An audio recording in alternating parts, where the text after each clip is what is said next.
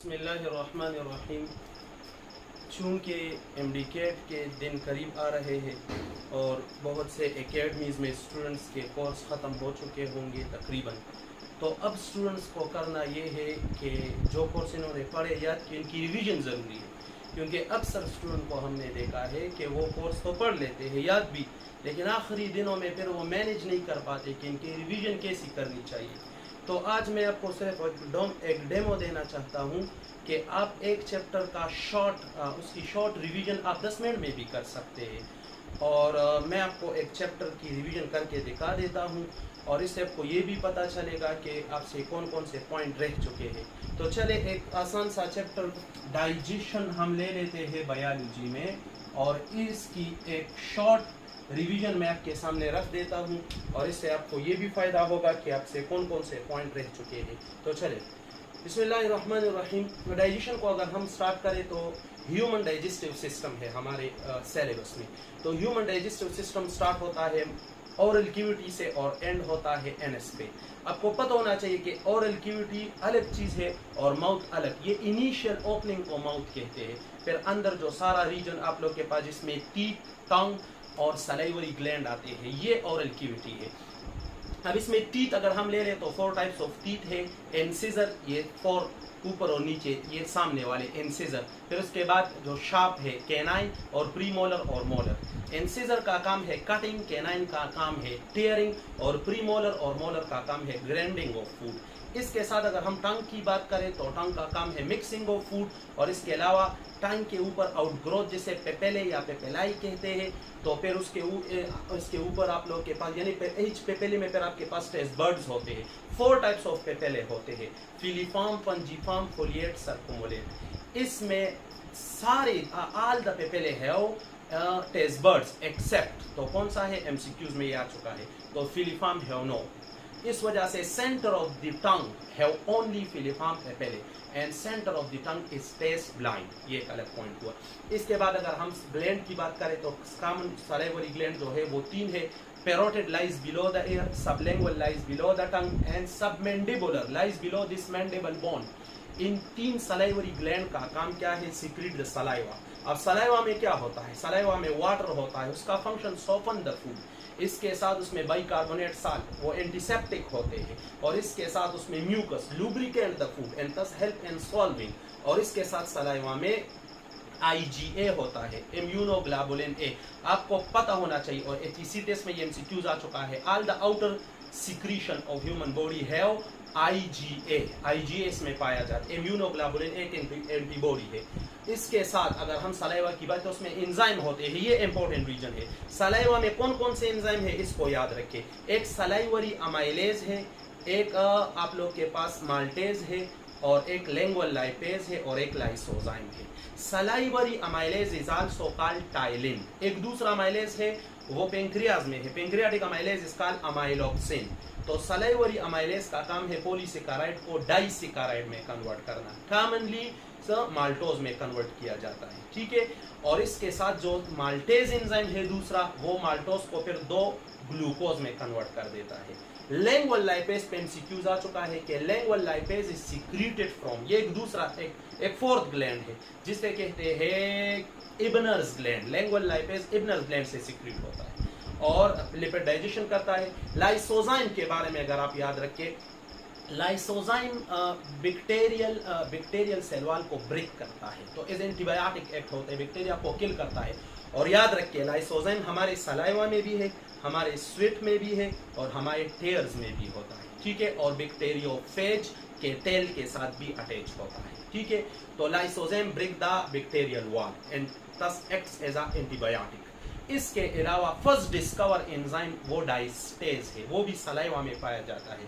First discover hormone secretin है, first discover enzyme diastase है, first discover vitamin B1 है, ठीक है। तो जिसे हम थायमिन B कहते हैं। अब अगर हम बात करें, जब सलाइवा मिक्स हो जाता है फूड के साथ तो वो बन जाता है बॉलस, फिर इसकी सॉल्विंग होती है। तो पास पेपर में एमसीक्यूज आप देख सकते हैं, solving is under the control of nerves of dash. तो पोन्स एंड मेडुला, उसमें करेक्ट आंसर दोनों है, pons and medulla, nerves of pons and medulla. ठीक है। और इसके साथ स्वॉल्विंग के दौरान जो फ्लैप लाइक कार्टिलेजन स्ट्रक्चर होता है epiglottis block the trachea during eating, ठीक है। फिर आप लोग के पास फेरिंग्स, आपको पता है डुअल नेचर है, ये एमसीक्यूज है। अगर एमसीक्यूज में आ जाए which one is dual nature, pharynx, male urethra, pancreas या आल, तो आल करेक्ट है क्योंकि फेरिंग्स भी डुअल नेचर है because is the part of both digestive and respiratory system. और पेंक्रियास भी डुअल है, एक्सोक्राइन ग्लैंड भी है, एंडोक्राइन भी। और मेल यूरेथ्रा भी डुअल है, उसके जरिए यूरिनेशन भी और इजिकुलेशन ऑफ सीमेन भी होता है। तो मेल यूरेथ्रा भी डुअल नेचर, तो all is the correct answer, ठीक है। अगर लेरिंग्स भी आ जाए तो वो भी डुअल नेचर है, तो वो एज आप लोग के पास रिस्पायरेटरी डक्ट भी एक्ट होता है, as a sound producing organ भी है, तो वो भी डुअल नेचर है। तो अगर ये सारे ऑप्शन तो इसमें आल करेक्ट होगा। इसके साथ आपको पता है फेरिंग्स के 3 रीजन है, oropharynx, nasopharynx, laryngopharynx. Pharynx cartilaginous structure है और इसके नीचे बात एसोफेगस की स्टार्ट होगी। अक्सर डायरेक्ट टीचर एक सवाल पूछ रहे जिसमें बच्चे कंफ्यूज हो जाते हैं कि oesophagus have how many cartilaginous structure, तो आप भी बताइए कितने कार्टिलेजन स्ट्रक्चर, 12 to 14, 16 to 20 या 20 to 22? जल्दी बताइए, शाबाश, जल्दी करें। अच्छा, कुछ बच्चों ने 20 सोचा होगा, कुछ ने 16, कुछ ने 18। तो आंसर ये है कि का oesophagus have no cartilage, oesophagus में कोई कार्टिलेज, वो तो ट्रेकिया में 16 to 20 cartilage, C shape cartilage, oesophagus में कोई कार्टिलेज नहीं होती, ठीक है। वो सिर्फ मस्कुलर स्ट्रक्चर होता है जिसमें आप लोग के पास स्मूथ मसल और small amount of skeletal muscle भी होते हैं। एसोफेगस में 4 to 8 सेकंड लेकर ये फूड स्टमक तक पहुंच जाता है, ठीक है। एसोफेगस में पेरिस्टालिसिस और एंटी पेरिस्टालिसिस होती है, नॉर्मली पेरिस्टालिसिस और वोमिटिंग के दौरान एंटी पेरिस्टालिसिस। एसोफेगस से जब फूड स्टमक में जाता है तो वहां पर एक स्फेंक्टर होता है जिसे कॉमनली हम कहते हैं कार्डिक स्फेंक्टर। क्या कहते हैं? कार्डिक स्फेंक्टर, ठीक है। और फिर स्टमक के 4 रीजन है, कार्डिक रीजन और फंडस और बॉडी और पाइलोरिक रीजन। फिर स्टमक से जब फूड स्मॉल इंटेस्टाइन की तरफ जाते हैं तो वहां भी एक स्फेंक्टर होता है जिसे हम पाइलोरिक स्फेंक्टर कहते हैं। स्टमक की हिस्टोलॉजी इंपॉर्टेंट है, वहां के सेल स्टमक के। तो स्टमक में आप लोग को पता है कि एक पेराइटल सेल है, एक चीफ सेल है और एक म्यूकस सिक्रीटिंग सेल है और एक hormone secreting cell. Parietal cell, chief cell, mucus secreting cell और हार्मोन। पेराइटल सेल को आपको पता है ऑक्जेंटिक सेल भी कहते हैं और चीफ सेल को आप लोग उसमें जाइमोजिन सेल भी कहते हैं। पेराइटल सेल से 2 चीजें सिक्रीट होती है, एक HCl है और एक इंट्रिंसिक फैक्टर है। HCl के 2 काम है, एक तो एक्टिवेशन ऑफ पेप्सिन, पेप्सिनोजिन से पेप्सिन बनाना, activation of pepsin parietal cell का काम है, यानी HCl का काम है। और दूसरा ये एसिडिटी इंक्रीज करता है और पीएच डिक्रीज करता है and make the environment unfavourable for pathogen, क्योंकि पैथोजन एसिडिक एनवायरनमेंट में सर्वाइव नहीं कर सकते, ठीक है। इसके अलावा इंट्रिंसिक फैक्टर आपके बुक में है कि ये एक प्रोटीन है, तो ये एक असल में प्रोटीन नहीं बल्कि ग्लाइकोप्रोटीन है और इसका काम है एब्जॉर्प्शन ऑफ विटामिन B12। किस चीज की एब्जॉर्प्शन करता है? विटामिन B12 की। और विटामिन B12 का काम क्या है? विटामिन B12 HB सिंथेसिस में हेल्प करता है और HB आपके RBC में पाया जाता है। तो अगर किसी इंसान में इंट्रिंसिक फैक्टर की कमी होगी तो विटामिन B12 की कमी होगी, तो HB की कमी तो RBC की कमी, and the deficiency of RBC is called anaemia. Anaemia किसी एक बीमारी का नाम नहीं है बल्कि ग्रुप ऑफ डिजीज, किसी भी डिजीज जिसमें RBC की कमी आ जाए उसे आप एनीमिया कह सकते हैं। जैसे pernicious anaemia, megaloblastic anaemia, cooley's anaemia, thalassaemia, ये सारे एनीमिया में आते हैं। तो चीफ सेल की अगर हम बात करें तो आपके केबीके बुक ने सिर्फ लिखा है कि यहाँ से पेप्सिनोजिन सिक्रीट होता है, लेकिन हम 3 बातें याद रखेंगे। बिल्कुल, यहाँ से पेप्सिनोजिन भी सिक्रीट होता है, यहाँ से गास्ट्रिक लाइपेज एंजाइम भी सिक्रीट होता है, गास्ट्रिक लाइपेज, और यहाँ से रेनिन भी सिक्रीट होता है। बायोलॉजी में 2 रेनिन है, एक RENNIN। ये रेनिन एंजाइम यहाँ पर स्टमक से, स्टमक ऑफ इन्फेंट, जो बच्चा माँ का दूध पीता है उससे सिक्रीट हो, माँ के दूध के डाइजेशन में हेल्प करता है और ये बड़ों में नहीं होता। एक दूसरा रेनिन है जो किडनी से सिक्रीट होता है, इसके बारे में लोग कहते हैं ये हार्मोन है, सही बात ये है कि ये भी एंजाइम है और इसका एक लॉन्ग मैकेनिज्म है renin angiotensin system. Medical student वो जानते हैं, लंबा मैकेनिज्म है, तो ये बीपी रेगुलेशन में हेल्प करता है। तो ये किडनी से सिक्रीट होता है और दूसरा RENN वाला ये स्टमक से सिक्रीट होता है। तो ये आप लोग 3 एंजाइम चीफ सेल से secrete. Chief cell is also called zymogen cell. मेरी जुबान से एक वर्ड निकला जाइमोजिन। जाइमोजिन किसे कहते हैं? Inactive form of enzyme is called zymogen, जब एंजाइम इनएक्टिव फॉर्म होता है, जैसे पेप्सिनोजिन, ट्रिप्सिनोजिन, कीमोट्रिप्सिनोजिन, ठीक है, ये सारे इनएक्टिव फॉर्म। अब रह गए म्यूकस सीक्रेटिंग सेल। तो आपको पता है कि स्टमक के लाइनिंग में म्यूकस होता है जो स्टमक की प्रोटेक्शन करता है पेप्सिन और HCl से, ठीक है। और एक मजे की बात आपको बताऊं, इस म्यूकस में प्रोस्टाग्लैंडिन भी पाए जाते हैं और प्रोस्टाग्लैंडिन प्रोटेक्शन करते हैं स्टमक की लाइनिंग में। और जो लोग मेडिसिन ज्यादा खाते हैं, खासकर पेन किलर और ये चीजें स्टेरॉइड वगैरह, तो उनकी बॉडी का प्रोस्टाग्लैंडिन लेवल कम हो जाता है, क्योंकि पेन किलर ब्लॉक करते हैं साइक्लोऑक्सीजिनेज एंजाइम को, और साइक्लोऑक्सीजिनेज एंजाइम प्रोस्टाग्लैंडिन प्रोड्यूस करता है। तो जब साइक्लोऑक्सीजिनेज एंजाइम ब्लॉक होगा, प्रोस्टाग्लैंडिन कम प्रोड्यूस होगा, प्रोस्टाग्लैंडिन की कमी आएगी, तो यहाँ पर स्टमक के लाइनिंग में भी प्रोस्टाग्लैंडिन की कमी आएगी, तो स्टमक के का लाइनिंग वो वीक हो जाएगा और ये आसानी से अटैक करके स्टमक के लाइनिंग को डैमेज करेंगे। इस वजह से जो लोग ज्यादातर मेडिसिन खाते हैं, शिन कागज गोले, सुख कागज गोले, स्पिन कागज गोले, ठीक है, हमारे औरतें जो खाते हैं, तो इस वजह से उनका स्टमक कमजोर और बाद में उनको बहुत से प्रॉब्लम होते हैं। जब तक अशद जरूरत ना हो आपको पेन किलर नहीं लेने चाहिए, ठीक है, आदत नहीं बनानी चाहिए।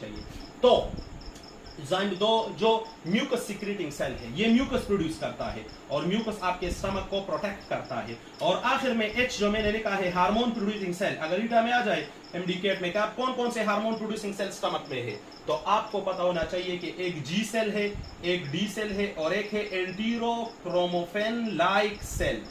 एंटीरोक्रोमोफेन सेल नहीं, एंटीरोक्रोमोफेन लाइक सेल। तो इसे एंटीरोक्रोमोफेन लाइक सेल क्यों कहा गया? क्योंकि ये एंटीरोक्रोमोफेन सेल की तरह है। अब एंटीरोक्रोमोफेन सेल क्या है? वो स्मॉल इंटेस्टाइन में एक अलग से सेल है जिसको अर्जेंटाफिन सेल भी कहते हैं। तो ये उसकी तरह है, इस वजह से इसको एंटीरोक्रोमोफेन लाइक सेल कहते हैं। जी सेल से नाम ही काफी है, गास्ट्रिन हार्मोन सीक्रेट होता है। डी सेल से सोमैटोस्टेटिन। सोमैटोस्टेटिन के बारे में मैं आपको एक मजे की बात बताऊं, ये वो हार्मोन है जो हमारी बॉडी में मुख्तलिफ जगहों से सीक्रेट होता है। ये डी सेल ऑफ पेंक्रियास से भी सीक्रेट होता है, डी सेल ऑफ स्टमक से भी, और ये हाइपोथैलेमस से भी। लेकिन इसको ये जो नाम दिया गया है सोमैटोस्टेटिन, ये किस जगह के सोमैटोस्टेटिन की फंक्शन की वजह से? क्योंकि वो तो स्टमक से, पेंक्रियास से और ब्रेन से। तो आंसर सुने, ब्रेन में इस हार्मोन का काम है, ये जाकर ग्रोथ हार्मोन की सिक्रीशन को ब्लॉक करता है।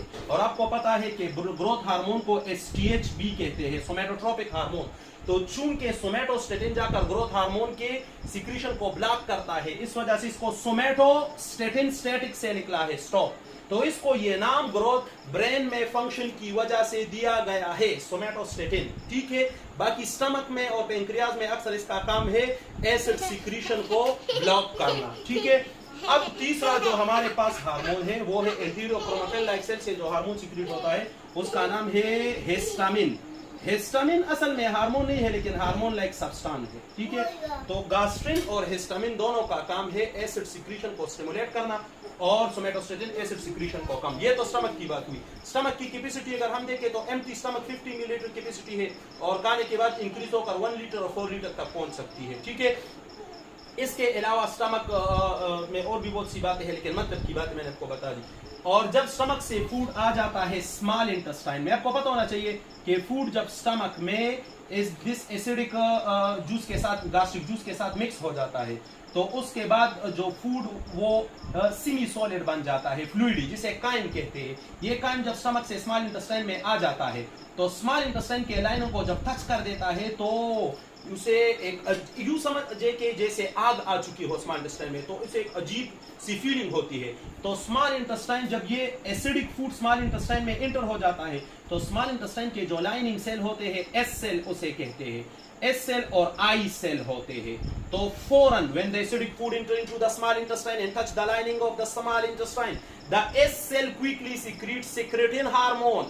Secretin hormone. Secretin is also called fireman, also called neutralizing agent. First discover hormone है सेक्रेटिन और सेक्रेटिन फौरन जाकर पेंक्रियाज और लिवर को स्टिमुलेट करता है to secrete their alkaline juices which neutralise the acidity of chyme. तो वहां पर आई सेल से एक दूसरा हार्मोन सीक्रेट होता है CCK, कोलिसिस्टोकाइनिन। ये दोनों जाकर पेंक्रियाज और लिवर को स्टिमुलेट करते हैं टू सीक्रेट देयर जूसेस। तो वो पेंक्रियास के स्मॉल और लिवर के जो जूसेस वो आकर स्मॉल इंटेस्टाइन में एसिडिक फूड को न्यूट्रलाइज कर देते हैं। बात जब पेंक्रियास की आ गई तो हम पेंक्रियास पे थोड़ी सी बात कर लेते हैं। पेंक्रियास आपको पता है ये हेट्रोक्राइन ग्लैंड है, एक्सोक्राइन भी है, एंडोक्राइन भी। एक्सोक्राइन एक्टिविटी उसकी ये है कि पेंक्रियास से पेंक्रियाटिक जूस एक डक्ट में सीक्रेट होता है जिसे पेंक्रियाटिक डक्ट भी कहते हैं और उसे वो डक्ट ऑफ वेरसंग भी कहते हैं। और लेवर से जो बाइल जूस सिक्रीट होता है वो एक पाइप में और डक्ट में, जिसको कॉमन बाइल डक्ट कहते हैं। ये दोनों आखिर में जाकर रीयूनिट होकर एक कॉमन डक्ट बना लेते हैं, which is also called hepatopancreatic duct या also called ampulla of Vater. और इसके टर्मिनल पर, एम्प्यूला ऑफ वेटर जो होता है, इसके टर्मिनल पर जाकर एक स्फेंक्टर होता है जिसे कहते हैं स्फेंक्टर ऑफ ओडी या आल्सो कॉल्ड हेपेटोपेनक्रियाटिक स्फेंक्टर। तो पेंक्रियास की एक्सोक्राइन एक्टिविटी तो ये है कि पेंक्रियाटिक जूस सीक्रेट करता है। पेंक्रियाटिक जूस कैसे सीक्रेट करते हैं? तो इसमें दो किस्म के सेल है। एक को हम कहते हैं एसिनर सेल। अगर आप पेंक्रियास को गौर से देखें तो इसमें इस तरह आपको एक सेंट्रल आपको एक रीजन नजर आएगा जिसमें एसिनर सेल्स होते हैं। 20 to 40 एसिनर सेल मिलकर एक रिंग बनाते हैं जिसे एसिनस कहते हैं। और दूसरे होते हैं सेंट्रो एसिनर सेल जो इसके डक्ट के लाइनिंग में होते हैं, सेंट्रो एसिनर सेल। तो अब एमसीक्यूज इस पे आता है कि एसिनर सेल क्या सीक्रेट करते हैं, एसिनर, और सेंट्रो एसिनर सेल क्या सीक्रेट करते हैं। तो एसिनर सेल एंजाइम सीक्रेट करते हैं और centroacinar cell ions plus water secrete करते हैं, आइंस प्लस वाटर। और आइंस और तो ये एंजाइम और आइंस प्लस वाटर सारे मिलकर ये पेंक्रियाटिक जूस बना लेता है। ठीक है, एमसीक्यूज अगर आ जाए कि pancreatic juice contain which one hormone, तो आप क्या आंसर देंगे, सोमेटोस्टेटिन, इंसुलिन या ग्लूकागान? जल्दी बताएं, pancreatic juice contain which one hormone, insulin, somatostatin या pancreatic polypeptide? Insulin, glucagon, somatostatin, pancreatic polypeptide, all या नन? जल्दी बताएं, इससे मैं पता लगाऊंगा आप इनका पास कर सकते हैं या नहीं। जल्दी बताएं, क्या क्या क्या? बिल्कुल गलत, आपने कोई भी ऑप्शन दिया है इंसुलिन, ग्लूकागान, कोई, none is the correct answer. Pancreas अब आप कहोगे क्यों सर, पेंक्रियाज तो ये सारे हार्मोन सीक्रेट करता है, इंसुलिन, ग्लूकागान, पेंक्रियाटिक पॉलीपेप्टाइड, सोमेटोस्टेटिन। हाँ, सारे हार्मोन सीक्रेट करता है, लेकिन इसमें से कोई भी पेंक्रियाटिक जूस में नहीं पाया जाता क्योंकि पेंक्रियाटिक जूस एक्सोक्राइन सिक्रीशन है और ये हार्मोन जो है ये एंडोक्राइन सिक्रीशन है। और हार्मोन यानी एंडोक्राइन सिक्रीशन सीक्रेट होकर डायरेक्ट ब्लड में जाते हैं, न कि पेंक्रियाटिक जूस में। तो पेंक्रियास से हार्मोन सीक्रेट होता है लेकिन पेंक्रियाटिक जूस में नहीं होता। ठीक है, उसमें एंजाइम होते हैं। तो पेंक्रियाटिक जूस की जो पेंक्रियास की जो एंडोक्राइन एक्टिविटी है उसके जो सेल है उसे आइलेट्स ऑफ लैंगरहान 2% तकरीबन होते हैं। और आइलेट्स ऑफ लैंगरहान जो 2% होते हैं तो उसमें क्या होता है, उसमें कौन कौन से हार्मोन होते हैं? तो एक अल्फा सेल होते हैं और कौन कौन से cell, alpha cell, beta cell और डी सेल और एफ सेल। अल्फा सेल से ग्लूकागान, बीटा से इंसुलिन और डी सेल से सोमेटोस्टेटिन और एफ सेल से पेंक्रियाटिक पॉलीपेप्टाइड। लेकिन मैं एक 5वां सेल भी पेंक्रियाज में बताऊंगा जो आज तक आपने नहीं सुना। पेंक्रियाज में एप्सिलॉन सेल भी पाया जाता है जिससे ग्रेलिन हार्मोन सीक्रेट होता है और ग्रेलिन को कहते हैं हंगर हार्मोन। ये हंगर स्टिमुलेट करता है, इसका एंटागोनिस्ट जो है वो हंगर को सप्रेस करता है, इसको लेप्टिन कहते हैं। ठीक है, और अक्सर इसी हार्मोन की इम्बैलेंस की वजह से बहुत से मसाइल बन जाते हैं। जैसे कुछ लोग कहते हैं हम तो खाना बहुत थोड़ा खाते हैं लेकिन मोटे हो जाते हैं, कुछ कहते हैं हम बहुत ज्यादा खाते हैं लेकिन मोटे ही नहीं होते। तो अक्सर इन हार्मोन के इम्बैलेंस की वजह से, क्योंकि ये हार्मोन कंट्रोल करते हैं। देखिए कुछ लोग थोड़ा सा खाना खाकर मोटे हो जाते हैं, वजह क्या होती है, वो जितना खाते हैं सारा एब्जॉर्ब हो जाता है। और कुछ लोग बहुत खाते हैं लेकिन फिर भी पतले होते हैं क्योंकि उनका अक्सर एक्सक्रीट हो जाता है। इसको मैनेज रखता है ये दोनों ग्रेलिन और लेप्टिन हार्मोन। ठीक है, तो अब इसकी बात जब खत्म हो गई पेंक्रियास की, तो अब इंसुलिन का काम ग्लूकोज लेवल को कम करने, ग्लूकागान का इंक्रीज करता है।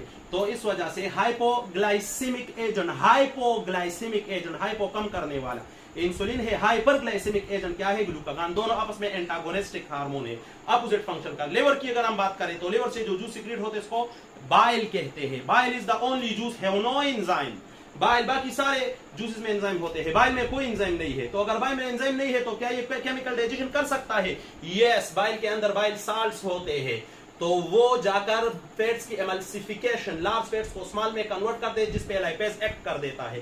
तो बाइल जूस आपके पास केमिकल डाइजेशन में रोल अदा करते हैं अगर उसमें कोई एंजाइम नहीं है। बाइल के अंदर बहुत से और चीजें हैं, कोलेस्ट्रॉल है, बिलरोबिन है और बिलवर्डिन है, मुख्तलिफ चीजें। बाइल जब सीक्रेट हो जाता है हेपेटोसाइट से तो जाकर गॉलब्लैडर में स्टोर हो जाता है और गॉलब्लैडर से फिर वो सीक्रेट हो जाता है by the action of different hormones. ठीक है, जैसे सीके और सिक्रेटिन वगैरह। इसके अलावा अगर हम स्मॉल इंटेस्टाइन के पार्ट्स पे जाते हैं तो फर्स्ट पार्ट स्मॉल इंटेस्टाइन का डेडेनम, पेरिजेजिनम, इलियम। डेडेनम स्मॉलेस्ट पार्ट है, हालांकि हम इसे लार्जेस्ट समझ रहे होते, सब तवज्जो नहीं होती ना, स्मॉलेस्ट पार्ट है। और डेडेनम में मैक्सिमम केमिकल डाइजेशन डेडेनम में होती है। सबसे ज्यादा फिजिकल डाइजेशन किस में होती है? मैकेनिकल। ये हमें आ चुका है स्टमक या माउथ में, तो stomach is the correct answer. Stomach के मसल बड़े मजबूत होते हैं, ठीक है। तो मैक्सिमम केमिकल फिजिकल डाइजेशन या मैकेनिकल डाइजेशन ये स्टमक में होती है, और केमिकल डाइजेशन मैक्सिमम या स्मॉल इंटेस्टाइन के डेडेनम में होते हैं। जेजेनम में केमिकल डाइजेशन कंप्लीट हो जाती है। इलियम में सबसे ज्यादा एब्जॉर्प्शन होती है। ये मैं आपको केपीके के बुक के मुताबिक बता रहा हूँ, वरना रियलिटी अगर आप देखें तो ज्यादा एब्जॉर्प्शन जेजेनम में होती है, लेकिन हम यहाँ पर मजबूर हैं।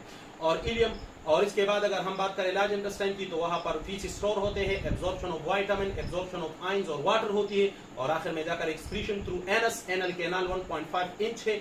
एनस में आपके पास याद रखना चाहिए कि दो स्फिंक्टर होते हैं, एक्सटर्नल और इंटरनल। एक बात अपने दिल पे लिखे, जो चीज स्केलेटल मसल से बना होगा वो वॉलंटरी होगा, और जो स्मूथ है वो इनवॉलंटरी। तो एक्सटर्नल स्फिंक्टर एनस का वॉलंटरी है क्योंकि वो स्केलेटल मसल से बना है, और इंटरनल स्फिंक्टर जो है वो इनवॉलंटरी है क्योंकि वो स्मूथ मसल से। तो इसके साथ ये डाइजेशन का शॉर्ट, इसमें आपके पास रिवीजन और आपके पास न्यू पॉइंट्स भी आ चुके हैं।